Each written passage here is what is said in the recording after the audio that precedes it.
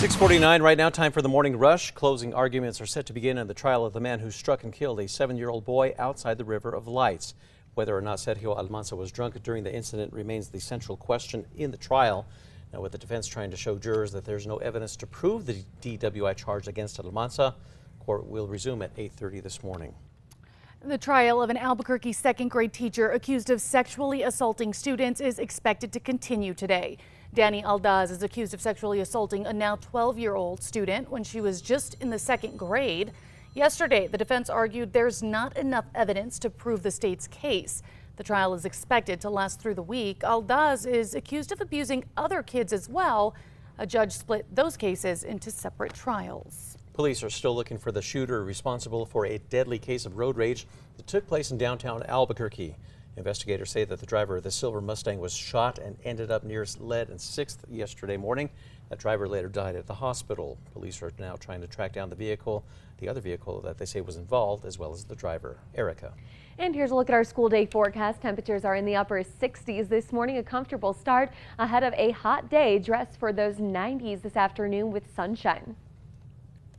The argument over cities and counties passing their own laws to block abortions will soon go in front of the New Mexico Supreme Court. A number of New Mexico counties have passed ordinances aimed at restricting abortion access. Attorney General Raul Torres filed a lawsuit arguing those communities are now violating state law.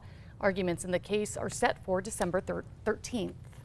The city's looking for a developer now for a site near Central in Louisiana that was once home to the Blue Spruce Lounge. That area has been vacant for the last 20 years.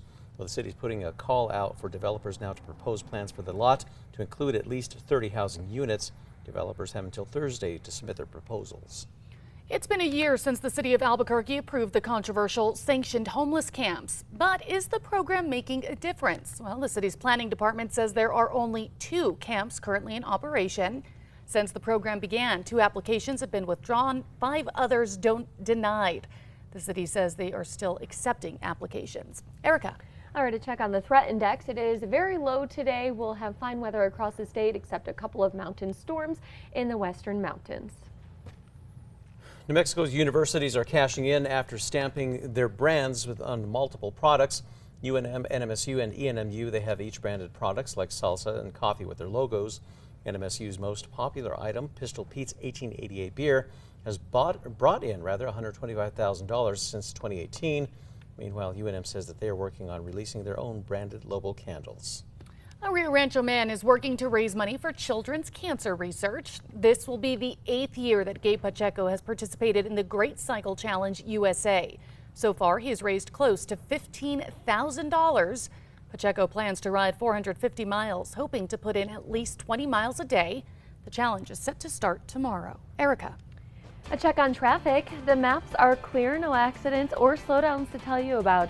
And here's a live look over the Big I, where it's definitely starting to busy up out there. A cafe in Tokyo is offering guests a sleeping pod that'll allow them to sleep while standing up. The giraffe pod features cushions for the knees and the behind, plus a fold-down headrest. With the cushions taking the strain, a giraffe pod user can grab a quick snooze while remaining upright. Time now for the 5 facts. And number 5, a Rio Rancho man is once again working to raise money for children's cancer research. This will be the 8th year that Gabe Pacheco has participated in the Great Cycle Challenge USA, raising close to $15,000.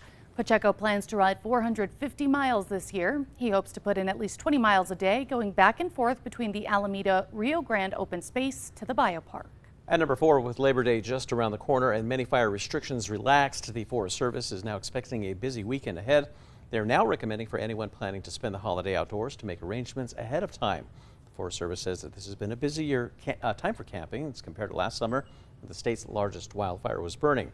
Now, after recent moisture across the state, a number of restrictions have been lifted, with spots like Bandelier National Monument and the Santa Fe National Forest lifting theirs yesterday. The Forest Service also recommends checking for any closures or restrictions that might still be in place at some sites. At number 3, it's going to be a drier and hot day. Temperatures will start in the upper 60s this morning, climbing to the 70s by 9 o'clock, and will be in the 90s this afternoon. At number 2, police are still looking for the shooter responsible for a deadly case of road rage that took place in downtown Albuquerque. That shooting happened near Lead and 6th Street yesterday morning. The driver later died at the hospital. Now, witnesses told investigators there was one other car involved, and police are still trying to track down that vehicle along with the driver. Anyone with information is asked to call APD. And at number 1, the city says the sanctioned homeless camp program isn't making much progress. The city approved safe outdoor spaces more than a year ago as a solution to Albuquerque's homeless problem. But officials with the city's planning department say there are only 2 sanctioned homeless camps currently operating. They say they are still accepting applications.